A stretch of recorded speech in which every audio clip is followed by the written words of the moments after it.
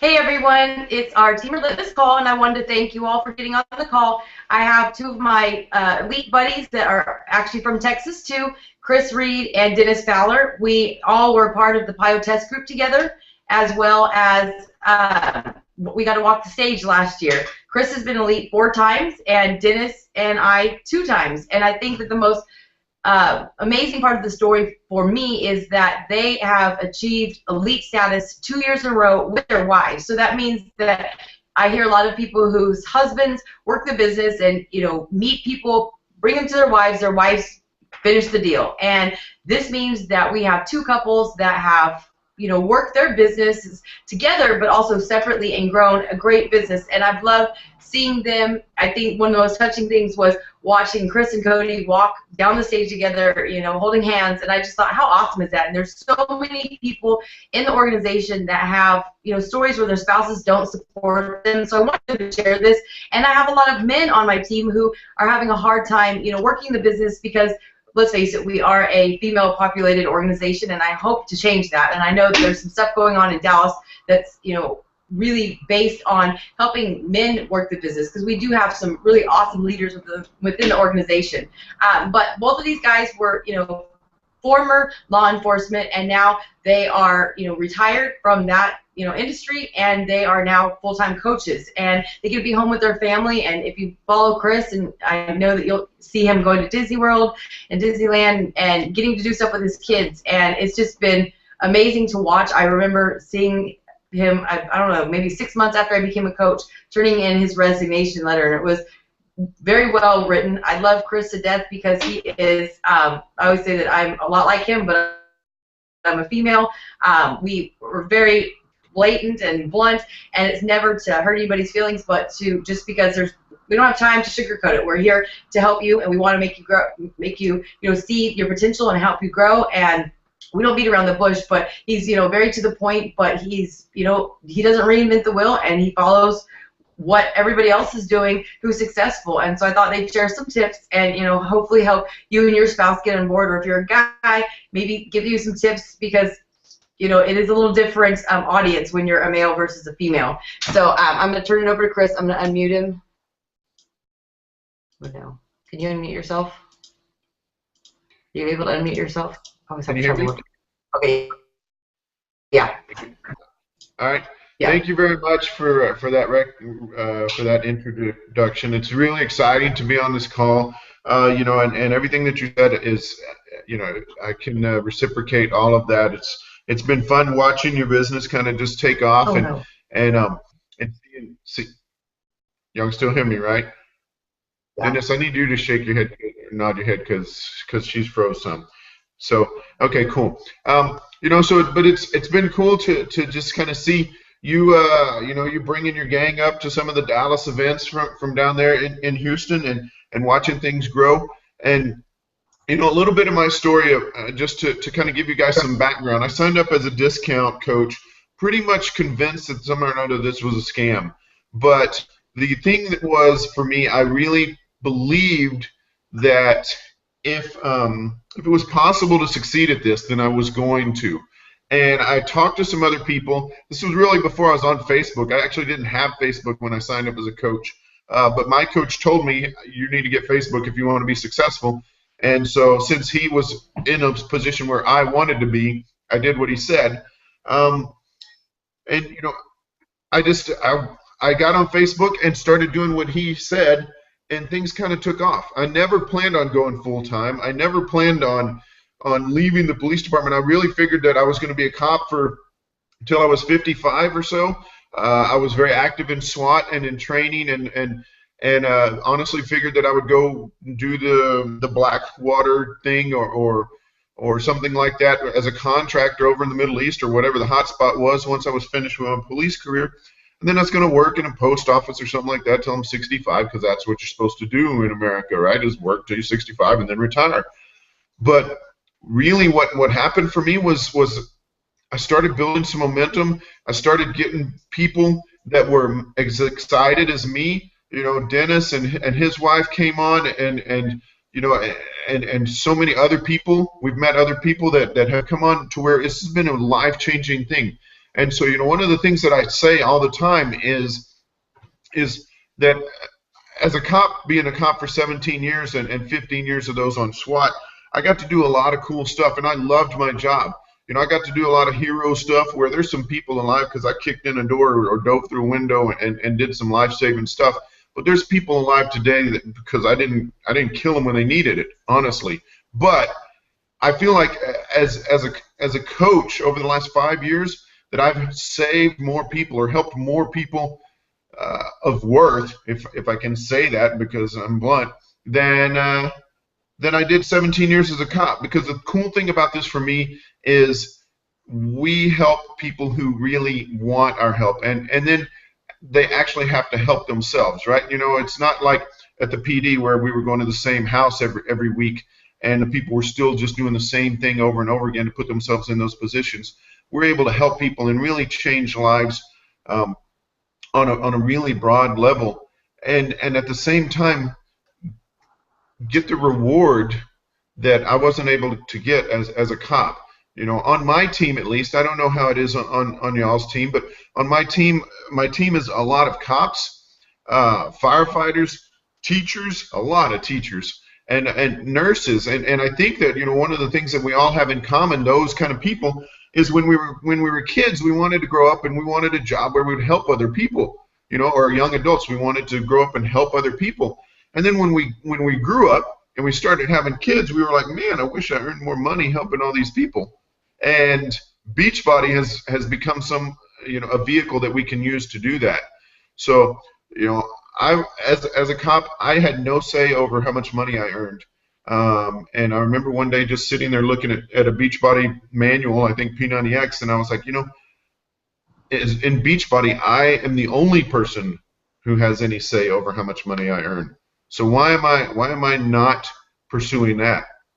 So, that's kind of my story, and I'm really excited to be here. But I don't want to take up the whole time because, Dennis has added so much to our lives and been such a presence on the team, him and Julie, that I'll actually, before I throw it to Dennis, I'll say one of the other really cool things about this is the people that you meet, because you can't be successful if you're not a decent person in this business. And so I love hanging out with Mindy, and Dennis and Julie, they live like 20 minutes from us, and we hang out all the time. We travel together outside of Beachbody, and we love these people like they're our own, and so it's just an added benefit. There's not a whole lot of bad about the decision that we made to really grow this business. But so that's me. All right, I'm gonna go over to Dennis. I'm gonna unmute. Are you muted, Dennis?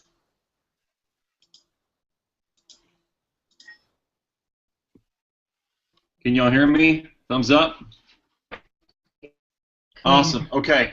So I'm gonna sort of leave off where Chris, or start whatever where Chris left off at. We worked with each other for like 6 years, and let me give you a little bitty backstory about he and I, because I really do think that the stories about how where you met your coach at and all that whole jazz, I think it's really cool. So we did work with each other, just like he said. It was for about 6 years. He was my supervisor. But first he was my field training officer. And I tell this story a lot, and it's really funny. He thinks he wasn't that much of a hard ass, but he was. But he was a great training officer. So, the fact that he was, great in that, it is no surprise to me that he is great in Beachbody coaching, because he just did that with passion, and he's doing this with passion too. So you can steal that if you want to, buddy. You can use that line. But as cops, we worked a lot of crazy freaking hours, okay? And we worked midnights, and we worked evenings, and if we got lucky, we worked day shift, unless you were high on the totem pole and you got to be on day shift all the time, So I'm just gonna do it like this, since I worked those weird hours, and a lot of people have that excuse about, man, I have this job and it's just so demanding. When can I work this thing? And honestly, as a cop, I didn't know. I mean, I knew when I was going to be going into work, but that stuff could change. I could be working overtime. They could call me in early. I was on call a lot as an investigator working bad accidents and stuff like that. So, but I made the business a priority, and it wasn't that way from the get-go. And I'll tell you a little bit more about how I got started and how rocky it was. But the business, I made it a priority each and every day.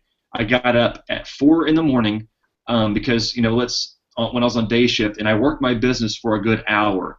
And then I worked out, took a shower, went to the PD. I worked. We inside our cop cars, we have like little bitty computers, and it's funny because I was telling this to my wife, the other day, how like the first thing that I would do in my cop car before I turned on all my camera equipment and all this other stuff, I would turn on my little MDT computer, go to teambeachbody.com, go to facebook.com, and then I would, do everything else, check my vehicle, make sure no prisoners stuck anything in the back, and as far as, hiding contraband and whatnot. So, I mean, I made the business a priority. Woke up early and I worked the business, and after I got off, I hung out with the family.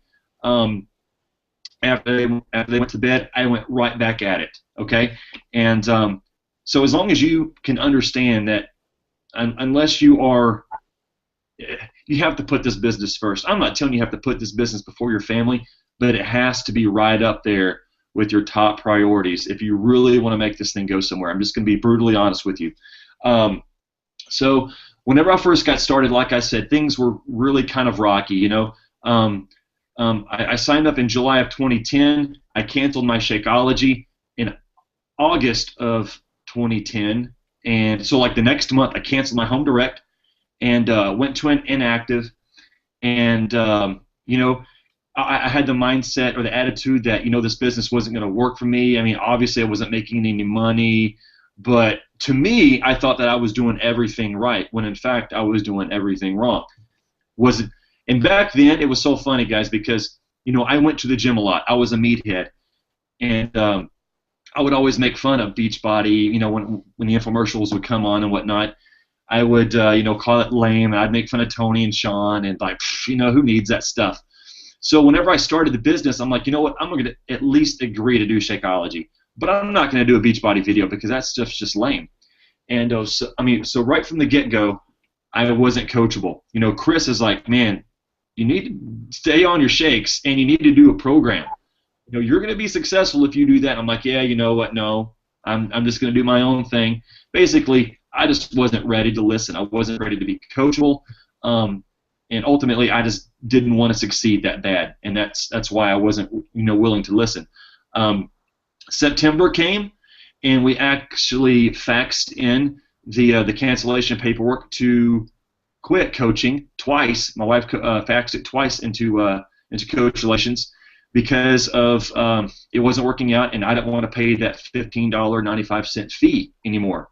And so money was an issue. Didn't see the value of the programs, didn't see the value of Shakeology, and called Chris up one day, or he called me, and kind of checking on things, and we started talking about me quitting. And he's like, well, man, if you send in your stuff to cancel, then I would have received some notification. Anyways, he checked on it. It didn't go through, and I took it as a sign that I should stay where I am, possibly even listen to him on some level. So got back on my Shakeology HD because I have to be a product of the product, and took his suggestion after a little bit more, influence, and actually bought P90X. Did both of those things for like 9 months straight, and I lost 100 pounds, and because I was really, really chunky, I forgot to mention that. So, but what got me here? It's another thing that I want to talk about. It was waking up early. It was, staying up late and working the business. Just being really relentless. And I know y'all like that word. Relentless with your goals and your dreams and with the business activities. Chris drilled it to me from the start. He's like, man, if you want to be successful, you have to have some results. You have to have a story. So I had that. I was losing 100 pounds in the process of it. He's like, number 2, you have to make Success Club. No ifs, ands, or buts. If you want to be successful, you're going to have to do that. So that was like something that I didn't catch on right away, because like I said, I faxed myself to quit in September. A couple of months later, I started working the business some. In December of 2010 is when my first month of making Success Club. So, and I've actually, from that point in December 2010, I haven't not made it. So I've been in it for like 51 months in a row now, and I can't do the math. It's something like that. 4 years, a little over 4 years that I've made Success Club, and that's definitely got me here. Another pivotal moment in my business is when I made Diamond. My organization was like 95% discount coaches, and that's totally cool. If you have discount coaches, rock on, because they're still a coach and they're still someone that's getting healthy. They're enjoying their discount and all that other rockin' stuff, and they fill a hole in your organization that you need to accomplish, more of your other rank goals. And but whenever I made Diamond, I didn't care that I was, it was primarily discount coaches. I was making like $200, $300, $400 a week. Man, I was on cloud nine. I was like, man, this is awesome.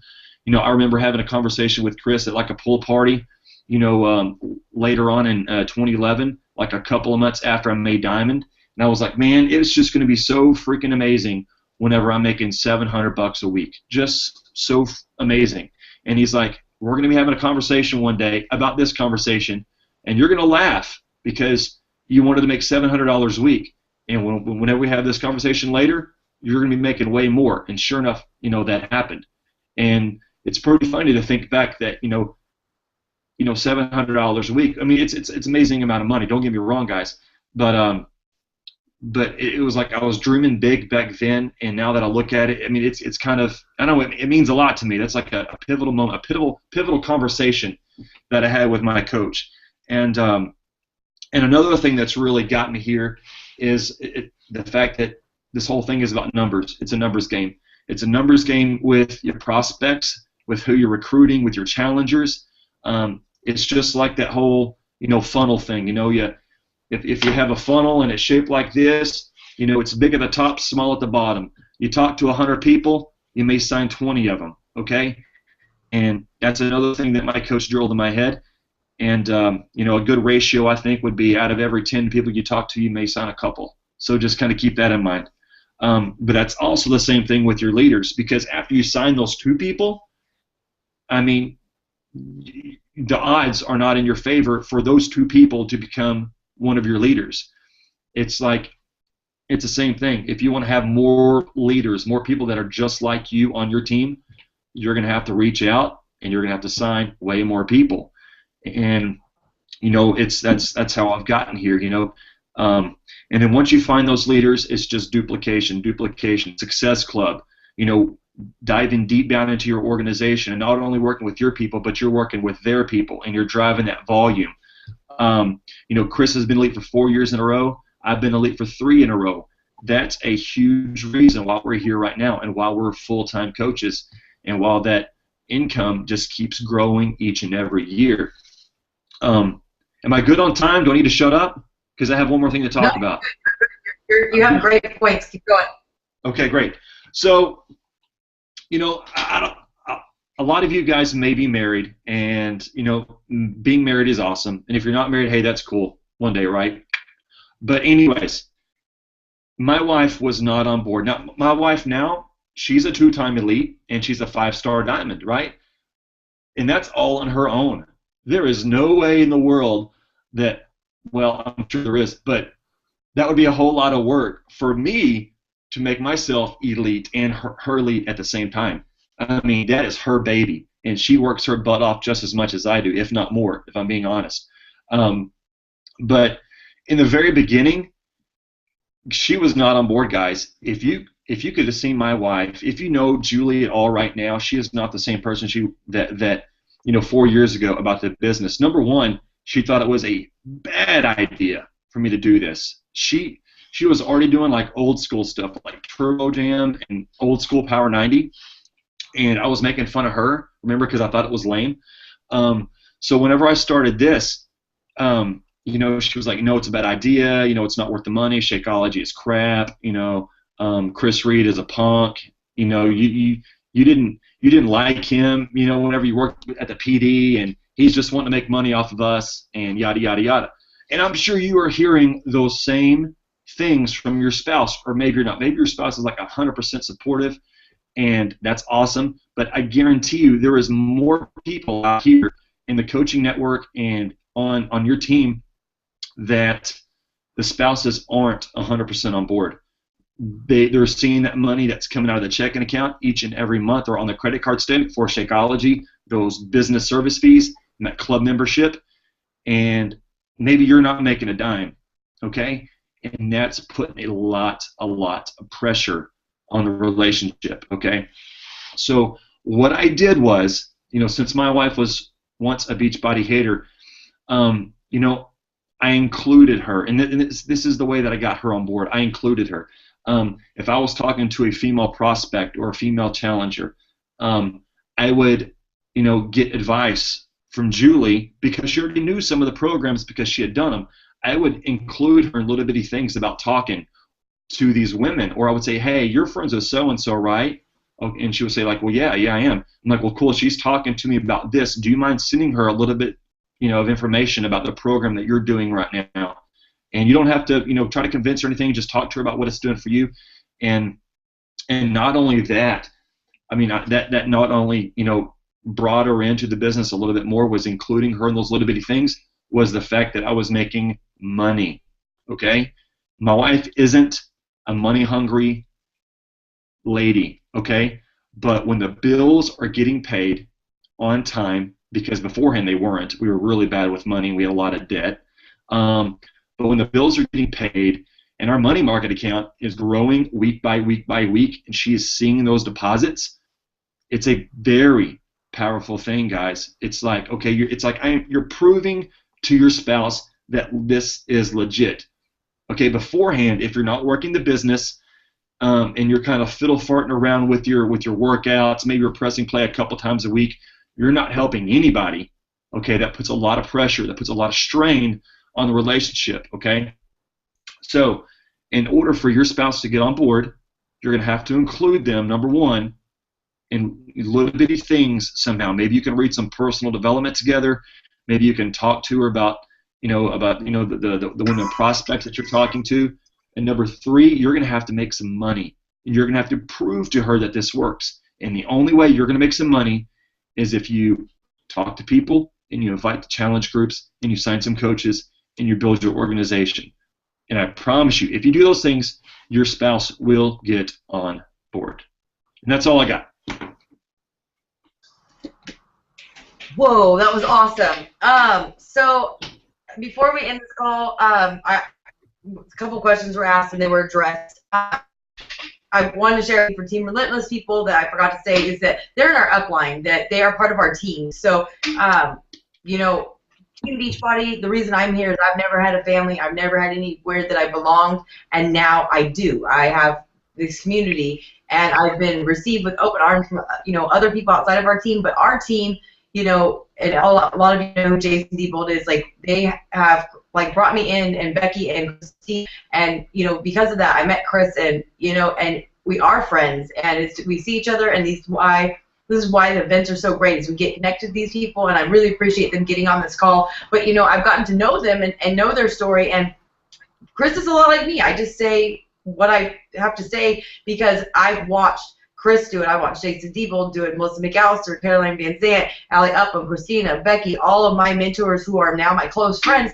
And, everything that Chris told Dennis to do, and when he wasn't doing it, he wasn't successful. And when he started, implementing it, you heard his story. His income started going up. And I'm sure he followed Chris's lead because I posted the story that they told at Leadership in Arizona in September of Chris and Kodi shared it because Chris's wife was the same way. She was, this is, taking from our family. She was leery of it, and a lot of us felt the same way, and a lot of our spouses felt the same way, and people we meet feel the same way.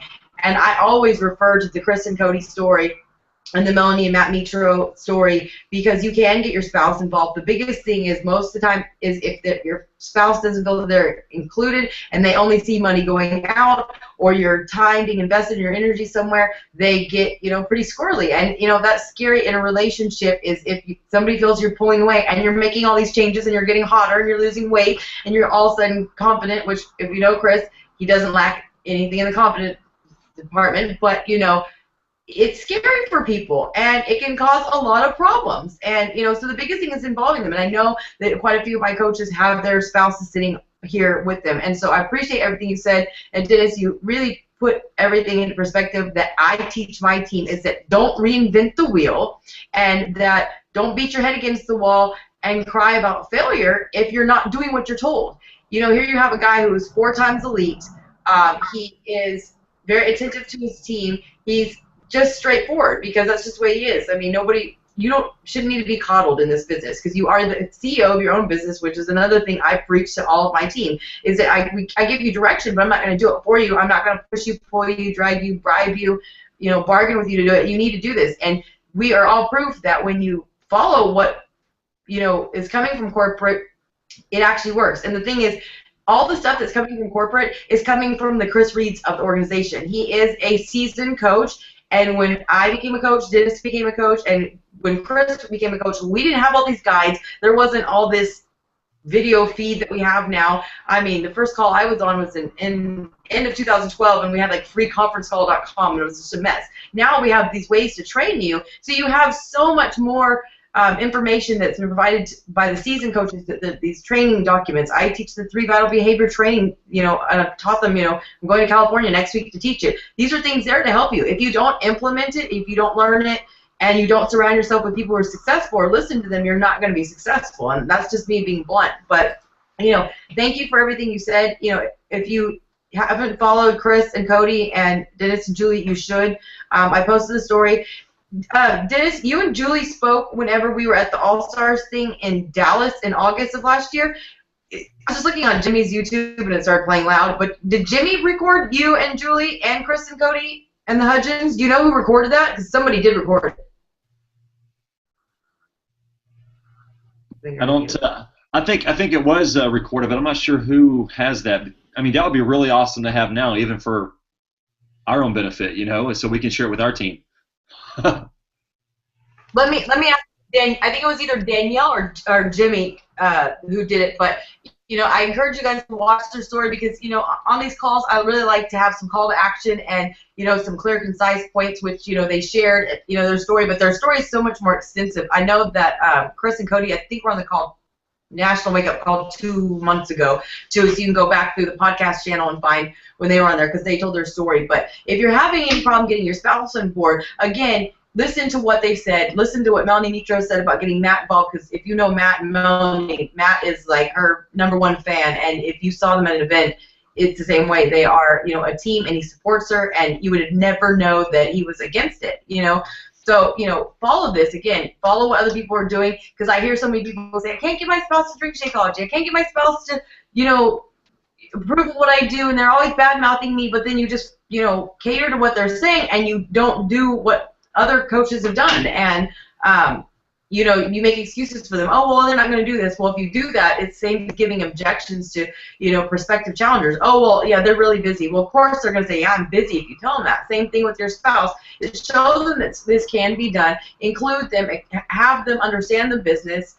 You don't want to sit them down in front of the computer and make them go through the Coach Training Academy overnight. That's probably overwhelming. But, share with them what they're doing. The story about Chris and Kodi where he would tell her what he was making in cycle bonuses every week and how she stopped and was like, what? It was the same thing that, Julie did that. I mean, money makes the stress of the household go down. And so you don't have to be money hungry, but when people see that you're happier and that there's something that they benefit from, because people, like I said, just lost 100 pounds, Chris is spending all this time, doing certain things with his business, and you're pulling away from your family. You're losing, weight. And so then most of the time I found that when I talk to people, the spouses are like, okay, so you've lost weight, you're feeling confident about yourself, you're making all these friends, you're doing this and this, what do I get out of it? Well, whenever they see the burden of the finances go down and that usually perks our interest. So, make sure that you're not using your spouse as an excuse for not being successful and just keeping this ball rolling of why they hate it. So, with that being said, thank you guys. I will see you guys in Cancun, and appreciate it. You bet. Thanks for having us on. Awesome to be here, All guys. right. Bye. Thanks, Dennis. You bet. Bye. Bye. I won't close.